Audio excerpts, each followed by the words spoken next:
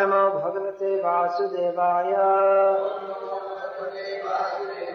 Om Namo Bhagavate Vasudevaya. Srimad Bhagavatam, Canto 6, Chapter 16, Text 30. Translation and commentary by His Divine Grace Srila A.C. Bhaktivedanta Swami Prabhupada, Founder Acharya of ISKCON. Mrinala Gauram Shittivasa Samspurat Kirita Keyura Katitra Kankanam Prasanna Bhaktrarana Lochanam Vritam Dadarsha Siddheshvara Mandalai Prabhum. Upon reaching the shelter of Lord Shesh, the Supreme Personality of Godhead, Chitraketu saw that he was as white as the white fibers of a lotus flower. He was dressed in bluish garments and adorned with a brilliantly glittering helmet, armlets, belt and bangles. His face was smiling and his eyes were reddish. He was surrounded by such exalted, liberated persons as Sanat Kumar. Text 31. Taddarshana dhvasta samasta kilvisha svasthamalanta karanobhyayan munihi pravriddha bhaktya pranayashu lochana prahrishtaroma namaddadi purusham. Translation. As soon as Maharaj Chitraketu saw the Supreme Lord, he was cleansed of all material contamination and situated in his original Krishna consciousness, being completely purified. He became silent and grave, and because of love for the Lord, tears fell from his eyes and his hair stood on end. With great devotion and love, he offered his respectful obeisances unto the original personality of Godhead. Purport. The word Tat Darshana Dhvasta Samasta Kilvishaha is very important in this verse. If one regularly sees the Supreme Personality of Godhead in the temple, one will gradually be disinfected of all material desires simply by visiting the temple and seeing the deity. When one is freed from all the results of sinful activities, one will be purified and with a healthy mind completely cleansed, he will increasingly make progress in Krishna consciousness. The Prabhupada comments in this purport that by regularly visiting the temple, by seeing the deity, one will gradually be freed from all material contaminations and one will be able to go back home, back to Godhead, to see the Supreme Personality of Godhead face to face, talk with Him, dance with Him, maybe steal His lunch pack, maybe have yours stolen by Him. So this is the promise of Krishna consciousness, going back to Godhead, back to where we belong. We don't belong in this material world. Now, by reading this purport, we may think that this is very nice, then all I have to do is come to the temple. Don't have to do anything else. I'll just come to the temple, that's all. And I'll gradually get purified. Simply by coming to the temple and seeing the deity, one is purified. But then we may ask, how do we see the deity? Is seeing the deity simply by seeing with our eyes? We have to see Krishna not exactly through the eyes, but through the process of hearing from devotees, through the ears. Then we can understand who is Krishna. Otherwise, we may see the deity in the temple, but if we don't understand who he is, then actually we won't see Krishna. As Prabhupada said in that famous lecture when he was establishing Sri Sri Rukmini Dwarkadish, Radha Krishna, in Los Angeles, he said that if you think that this deity is simply a brass-made idol, then he will remain a brass-made idol to you forever. But if you think this is Krishna, this is the Supreme Personality of Godhead, then if you understand this is Krishna, then you'll be able to talk with him. Prabhupada explained that Krishna has come for this purpose. Why does Krishna come? Not simply to pose on the altar, but he wants Two, that his devotees will talk with him. Krishna wants that we all come to this stage of being able to talk with him, maybe even walk with him. You see, there was one deity in Gopal, he was here in Vrindavan, now he's not here because he walked to South India, Sakshi Gopal. Now he's in Puri district. So Krishna, he wants that. Therefore he comes out of his kindness. He agrees to accept our worship, even though we're not qualified. But Krishna agrees, alright, you have some idea to serve me, he'll accept our service, though he doesn't need our service. He's being served by Mother Yashoda very nicely. What are we going to offer to cook to Krishna? We cook something, Krishna is already being served by Radharani every day, and Mother Yashoda is cooking. So what will we do? Our service, that's simply beginning stages. But Krishna is so kind that he accepts if we follow the proper process of devotional service. If we think that this is Krishna, when we are serving Krishna, and with that mood of awe and reverence that is required in the beginning stages. Beginning stages means until we have full realization that this is Krishna, then we're in the beginning stage. Sometimes we read in Prabhupada's books, or we hear that so many rules and regulations are meant for devotees in the beginning stage. So we think that, well, I've been in this movement so many years, I'm not on the new Bhakta program anymore, so I suppose I'm no longer in the beginning stage, I'm probably in the advanced stage. But it's not exactly like joining a company or a corporation, where after 20 years you get gradual promotions, and then you maybe get on the board of directors. It's not exactly like that. One may be practicing devotional service for many lifetimes. Generally it takes many lifetimes to understand Krishna.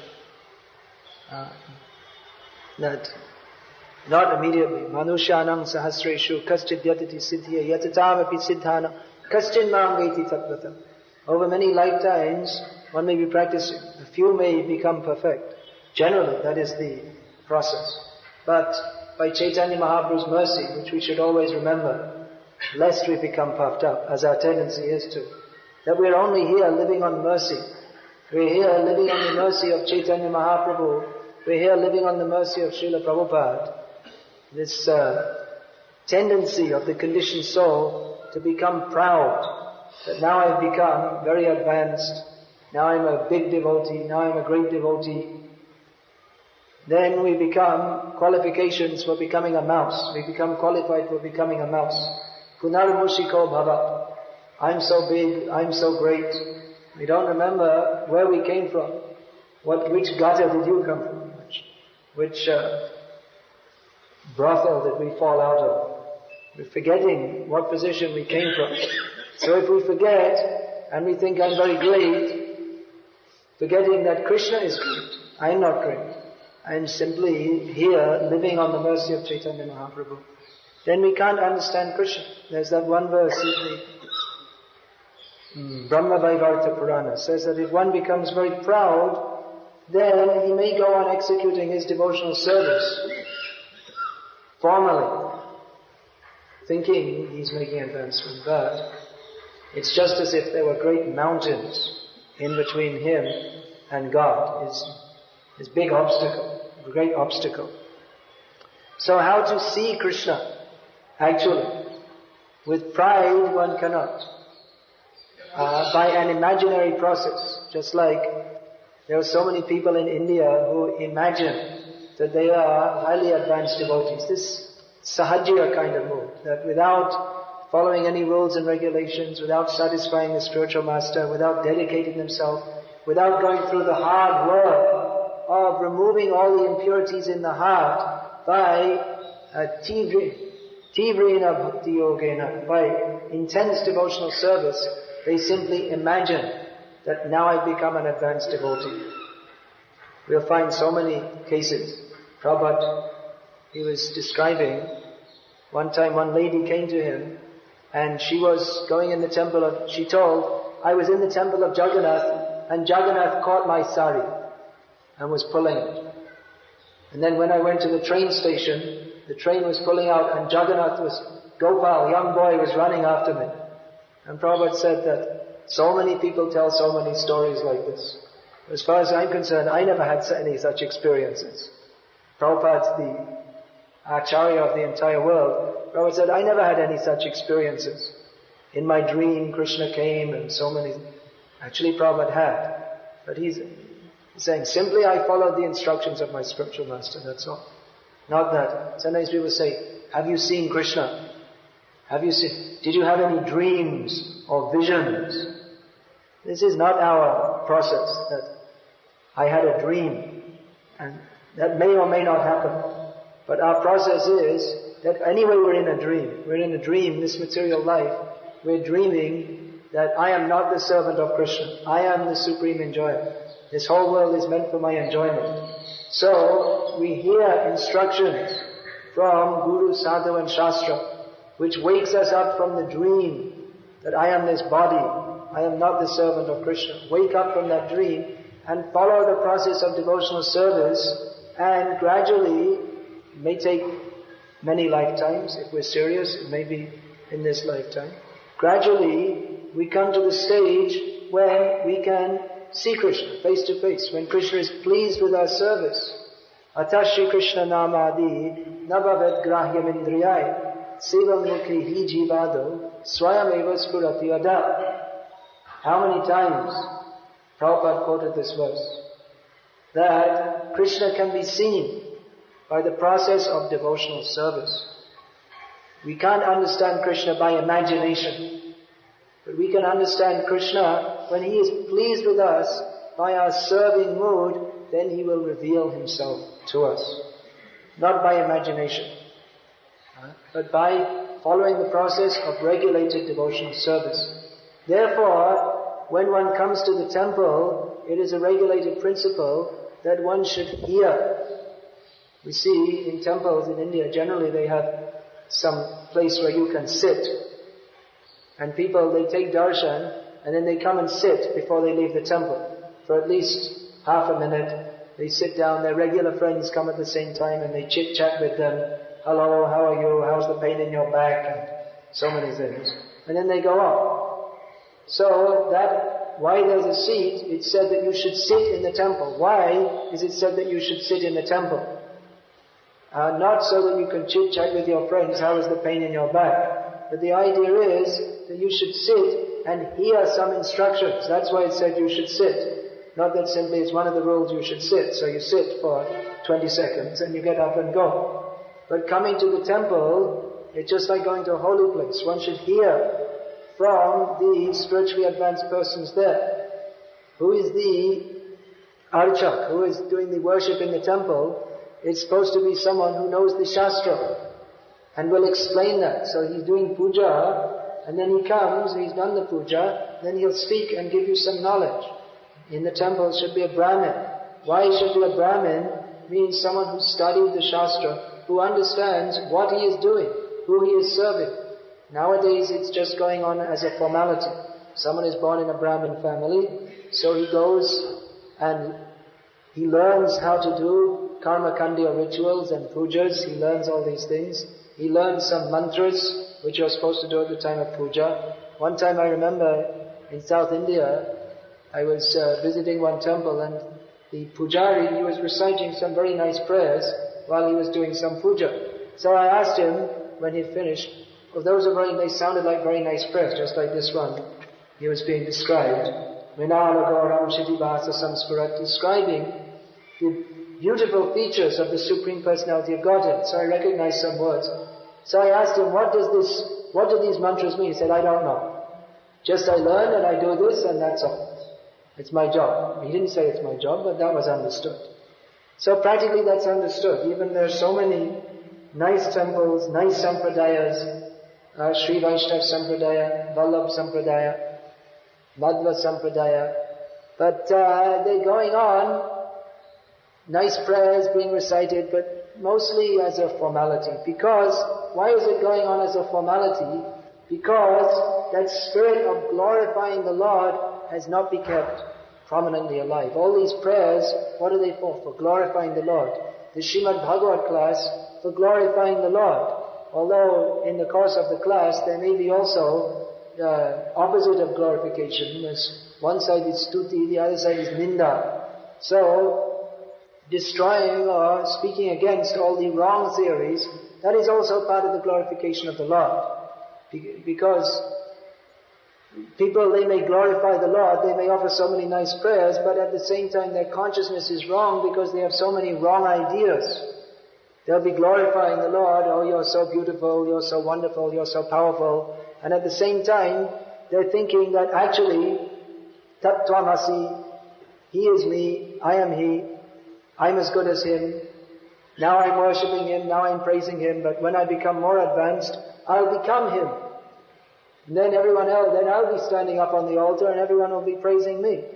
That's the Mayavad idea. So many wrong ideas. Therefore, part of speaking Bhagavad philosophy, one side is Prem Pracharan, speaking in such a way that people's feelings of love for Krishna will increase. Then also Pashanda Dalan, that means all the wrong ideas, they should be cut out. And actually before praying can be understood, before one can enter into a proper loving relationship with Krishna, first all the wrong ideas have to be cut out. As long as all the wrong ideas are there, which we've accumulated over many lifetimes and in this lifetime, all wrong ideas, as long as these wrong philosophical or non-philosophical ideas are there, then we can't understand Krishna. Therefore the class means discussion of philosophy. Srimad Bhagavatam is Bhagavat Tattva Vijnanam Mukta Sangasya Jayate. This is the science of God, not simply some sentimental offering, but the science of God, by understanding which one becomes liberated from all material contamination, by understanding Srimad Bhagavatam. So side by side with seeing the Lord in the temple, hearing about Him is required. Hearing about Him means not only leelas but philosophy. That has to be understood. This philosophy of Srimad Bhagavatam, this is non-different from Krishna. It's not only that seeing the Lord in the temple, that is seeing Krishna, and discussing different philosophies, that's only philosophy, that's just gyan, as some people say. No. If Srimad Bhagavatam is discussed in the society of devotees, that is non-different from Krishna. That is Krishna Katha, which is non-different from Krishna. Srimad Bhagavatam is non-different from Krishna. As Prabhupada has noted in one of his purports at the beginning of Bhagavatam, that if one studies the Bhagavatam carefully, he can see Krishna in every page. If one, He says that one can derive all the benefits from Srimad Bhagavatam as one can by seeing the Lord face as if Krishna was here personally. He is personally present in Srimad Bhagavatam. So this hearing, this is more important than seeing the deity in the temple. Not that seeing the deity in the temple is not important. But hearing is more important because by hearing we can understand who is Krishna. Otherwise we'll have so many wrong ideas. Those who are completely devoid of devotion, even if they see Krishna, they can't see Him. I personally had this experience, they don't see Him.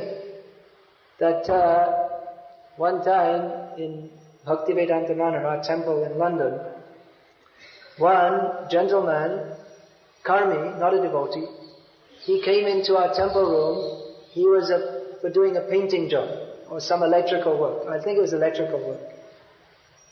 So I brought him into the temple and he was astonished. Oh, how beautiful. I never saw such a beautiful room. And he saw, look at the gold painting on the walls. Look at the floor. And he was praising everything, but he never saw the deities, which is the whole point of the temple room. He saw everything else is so beautiful, but somehow or other he didn't even see the deities. And I pointed out that the floor is very beautiful, and the ceiling is very beautiful, and the chandeliers are very beautiful. But what about this? This is also very beautiful. This is the whole point. Why we're decorating the temple room, not so that we can sit here and gaze at the chandeliers and think how nice they are, but we should sit and gaze at Krishna and think how nice He is. And why Krishna is nice, how He is nice, that we can understand not by sentiment, but by hearing Srimad Bhagavatam.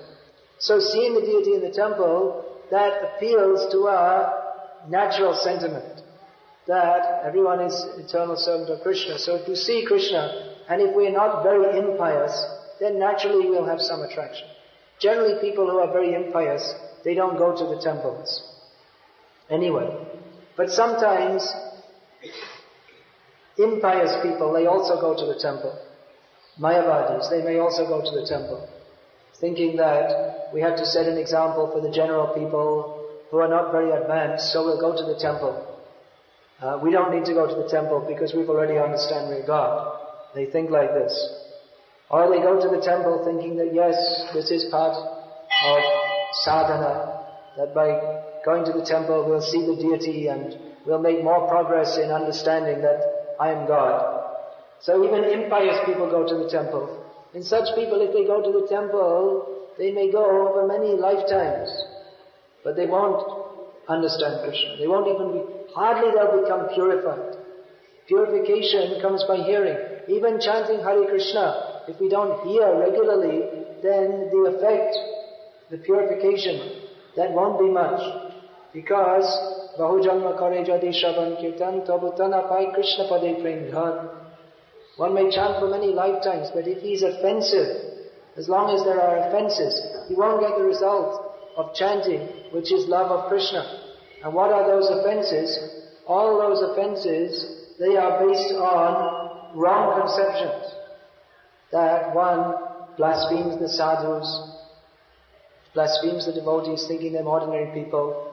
He thinks that Krishna, if you chant, and if you chant Durga or Kali, it's all the same. He doesn't strictly follow the orders of the spiritual master, doesn't recognize the scriptures, thinks that chanting is imagination. All these offenses, they're based on misconceptions, philosophical misunderstandings. Therefore, hearing has to be there, so that we understand the philosophy of Krishna consciousness clearly. Then we can chant properly. Otherwise, if we have wrong ideas, then our chanting, that will be mixed with so many offenses and it won't bring the proper result. Therefore, hearing, chanting, seeing the deity in the temple. First thing is hearing. Shravanam kirtanam. First thing is hearing. Then we can properly understand. Then we can become purified. Is there any question? Mahaprabhu must have some questions. You said just now that hearing is important, and Krishna also said in Gita means having the association of devotee talking about Lord, because it's very dear to me. This 1868 and 69, everybody's part. Now what you also mentioned just now, that if suppose one has liking for hearing, but he has not developed very much liking for seeing deity, then what is his position? If one has developed his liking for hearing, but he hasn't developed his liking for seeing the deity, what is his position? No, actually, if you've developed a liking for hearing, then automatically the liking for seeing the deity will come. That is one of the symptoms of one who's developed his liking for hearing. Although different devotees, they may have different proclivity in devotional service. Someone is more attached to hearing, someone is more attached to deity worship. That's also there. There are 9 processes of devotional service, and some devotees become more attached to one than another. That we see, Parikshit Maharaj, simply by hearing, he attained all perfection. Shukadev Goswami, by speaking, he attained all perfection. So devotees, they may have tendency towards one process more than another, but for all devotees, hearing and chanting are essential. That's for all devotees, which even one may have a tendency towards deity worship, but unless he hears, then deity worship, chanting is there.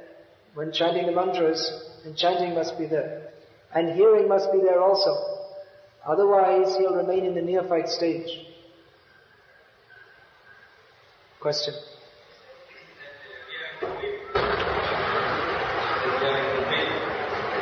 Yeah. We are in a dream. Whose dream are we in? We are dreaming. This whole material world is manifest as a dream of Mahavishnu. And we are dreaming, what is that? We are dreaming that I am this body. I'm American, I'm Italian, I'm man, I'm a woman. Forgetting our real position. Just like in a dream at night, if we think this is our real position, this body. So in a dream at night, we may get another body, a king's body, or we may dream I'm flying in the sky. But when we wake up, we realize that it was only a dream, it wasn't real. When we wake up, we realize it was a dream, it wasn't real. So in the same way, this existence outside of Krishna consciousness, that is like a dream, because when we wake up, we understand it's not real. I'm not this body, I'm spirit soul, I'm the eternal servant of Krishna. So that is, at night time we dream, and at daytime, it's like a prolonged dream.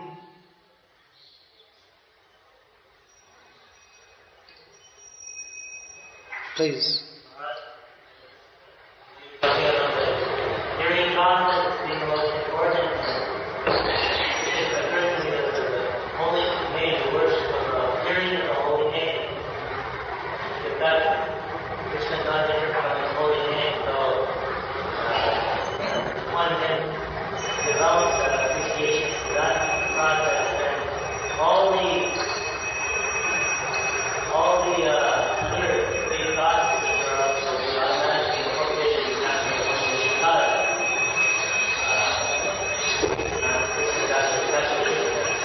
Yeah. The point is being made that if we chant hearing nicely, hearing properly, then our Krishna consciousness is complete. There's no need even to follow the other processes. That's true. Of course, we are not at such an advanced stage that we can simply sit and chant. Even we're chanting 16 rounds, how many rounds do we hear? So, all the other processes are, it's a complete package Prabhupada gave us. That we should live in the association of devotees, hear, chant, engage in various services, worship the deity. In different parts of the Vedic literatures, especially in the nature of devotion, different processes of devotional service are praised. Just like this purport, seeing the deity is praised. So that praising hearing, or praising chanting, or praising associating with devotees, or praising taking prasad, or praising visiting holy places, this doesn't exclude the other processes. It doesn't mean that the other processes are not important. Rather, they're all important and they should all be accepted with full enthusiasm. Please.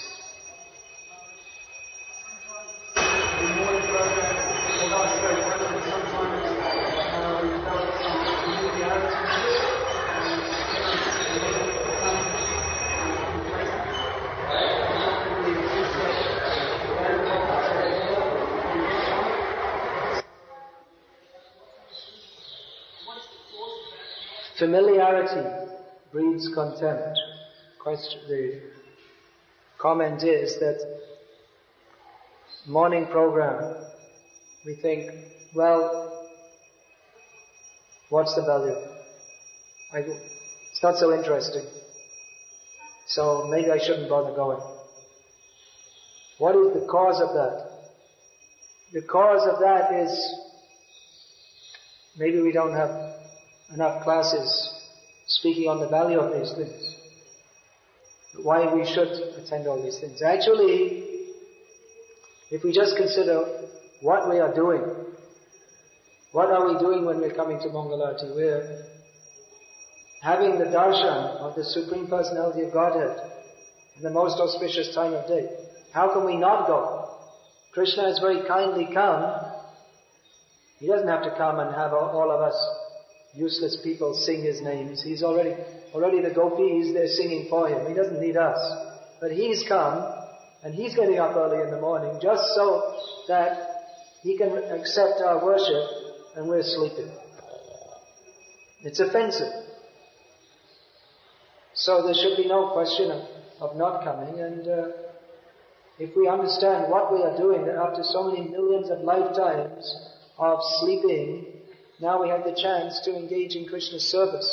So why should we not come? We just understand these things. Another thing is there should be no question of not coming because it's Vaidhi Bhakti. According to Vidhi, according to rules and regulations, one has to come. Nowadays, somehow or other in our movement, it's become optional that one should come or not. But that wasn't what Prabhupada gave us. He didn't give it that you can come or not come. You come, that's all. You have to come. Some other question?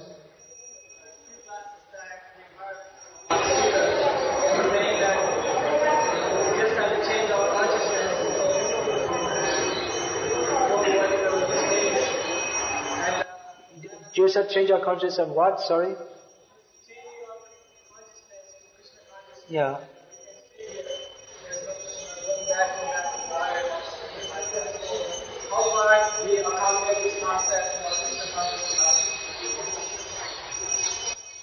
It was told by one speaker that we have to change our consciousness to Krishna consciousness. We don't have to go back to Godhead. How can we accommodate this? Well, of course, that means Krishna consciousness means to change our consciousness to Krishna consciousness. And a pure devotee, as Lord Chaitanya prayed, he doesn't pray to go back home, back to Godhead. He only wants to serve Krishna in any condition of life, maybe in heaven or hell, or in Vaikuntha. But of course, if you are in that consciousness, then you are back to Godhead, and you do go back to Godhead. So instead, that's an advanced concept if we think that giving up the desire even to go back to Godhead, that instead of thinking how I will enjoy myself back to Godhead, I'll stay here in this material world and preach. That is an advanced understanding. Of course, Prabhupada, he always preached to us that we should go home back to Godhead. Because we may not be so advanced as to think, let me stay here and preach. That's a highly advanced understanding. Prabhupada wrote in the second canto of Bhagavatam that if we have any selfish desire, this one selfish desire you keep, how I can go back to Godhead. But how do you go back to Godhead? By following Lord Chaitanya's instructions, preaching, then we get purified to go back to Godhead.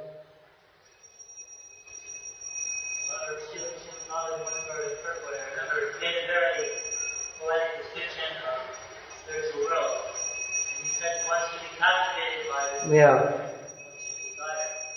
It's Bhagavad-gita, Prabhupada. He did.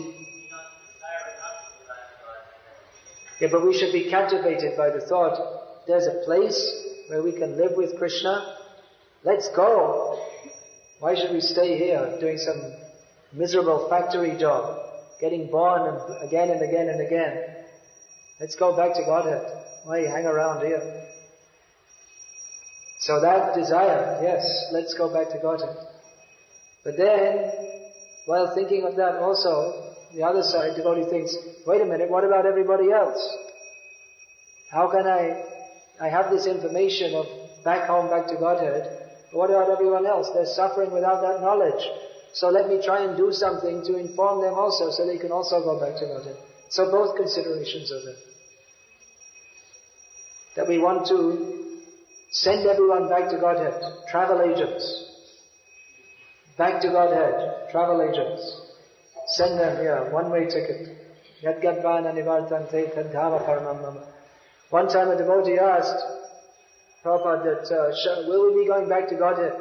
Do you think we'll go? And Prabhupada said that we're working our whole life sending people back to Godhead. That's what we're doing. Our preaching is only for sending people back to Godhead. And we're not going ourselves? Certainly we'll go. If we're doing that, if we're dedicating ourselves to the preaching mission, then certainly, we don't have to worry. We don't have to think, am I going or not? Please, I have questions today. Nice. I read in the Nectar of Devotions, the Prabhupada says that it is offensive to circumambulate in front of the deities. Yeah. But my question is, I don't understand actually, what does it mean really to circumambulate? This has got absolutely nothing to do with the class, this question. But anyway, as it's asked, we'll answer it. Prabhu here, sorry I don't know your name, has said that Prabhupada wrote in the Nectar of Devotion that it's offensive to circumambulate in front of the deities. What does that mean? Circumambulate means in Vedic culture, that is one method of offering great respect to someone, is to go around him clockwise. You'll find this again and again, just like Indra, after offering prayers to Krishna, after the Govardhan Lila, before leaving him, he circumambulated him. You'll find this again and again mentioned. So that's to offer respect to someone.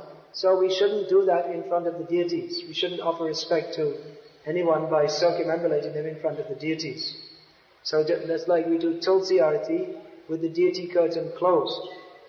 So we're offering respect to Tulsi, but as a formality we should do that with the deity curtain closed. Hare Krishna.